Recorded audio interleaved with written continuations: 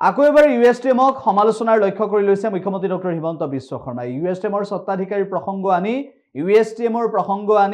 ইউএছটিএমে পাহাৰ ধ্বংস কৰাৰ ভয়ংকৰ কেতবোৰ অভিযোগ আনি মুখ্যমন্ত্ৰী ডক্টৰ হিমন্ত বিশ্ব শৰ্মাই আন বহুখিনি তথ্য দাখিল কৰিছে এইবাৰ আৰু ইউএছটিএমক ফ্ৰড আখ্যা দিছে মুখ্যমন্ত্ৰীগৰাকী। ইউএছটিএম খন এখন ফ্ৰড হয়, তাত পিএইচডিও বিক্ৰী। মোৰ ওপৰত যদি কেছ টেছো কৰে কৰক, মই ভালে পাওঁ।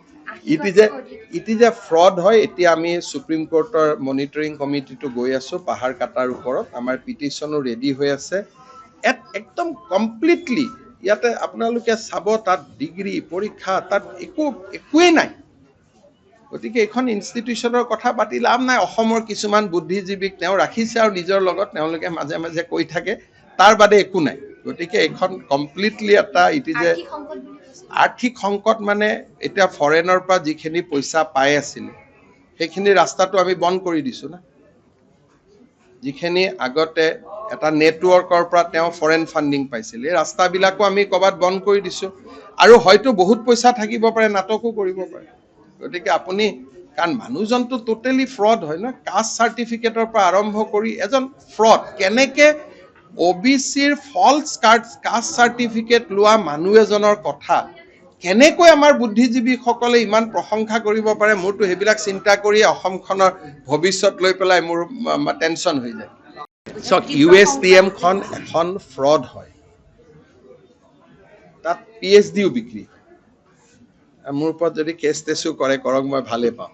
ইট ইজ এ ফ্ৰড হয়। এতিয়া আমি সুপ্ৰিম কোৰ্টৰ মনিটৰিং কমিটিটো গৈ আছো পাহাৰ কাটাৰ ওপৰত। আমাৰ পিটিশ্যনো ৰেডি হৈ আছে। একদম কমপ্লিটলি ইয়াতে আপোনালোকে চাব, তাত ডিগ্ৰী পৰীক্ষা তাত একোৱেই নাই। গতিকে এইখন ইনষ্টিটিউশ্যনৰ কথা পাতি লাভ নাই। অসমৰ কিছুমান বুদ্ধিজীৱীক তেওঁ ৰাখিছে আৰু নিজৰ লগত তেওঁলোকে মাজে মাজে কৈ থাকে, তাৰ বাদে একো নাই। গতিকে এইখন কমপ্লিটলি এটা আৰ্থিক সংকট মানে এতিয়া ফৰেনৰ পৰা যিখিনি পইচা পাই আছিলে সেইখিনি ৰাস্তাটো আমি বন্ধ কৰি দিছো না। যিখিনি আগতে এটা নেটৱৰ্কৰ পৰা তেওঁ ফৰেন ফাণ্ডিং পাইছিলে, এই ৰাস্তাবিলাকো আমি ক'ৰবাত বন্ধ কৰি দিছো। আৰু হয়তো বহুত পইচা থাকিব পাৰে, নাটকো কৰিব পাৰে। গতিকে আপুনি, কাৰণ মানুহজনটো টোটেলি ফ্ৰড হয় ন। কাষ্ট চাৰ্টিফিকেটৰ পৰা আৰম্ভ কৰি এজন ফ্ৰড। কেনেকে OBCৰ ফলছ কাষ্ট চাৰ্টিফিকেট লোৱা মানুহ এজনৰ কথা কেনেকৈ আমাৰ বুদ্ধিজীৱীসকলে ইমান প্ৰশংসা কৰিব পাৰে, মোৰতো সেইবিলাক চিন্তা কৰি অসমখনৰ ভৱিষ্যত লৈ পেলাই মোৰ টেনশ্যন হৈ যায়। যিকোনো খবৰৰ বাবে যোগাযোগ কৰক 7099017330 লগতে 7099017110 নম্বৰত।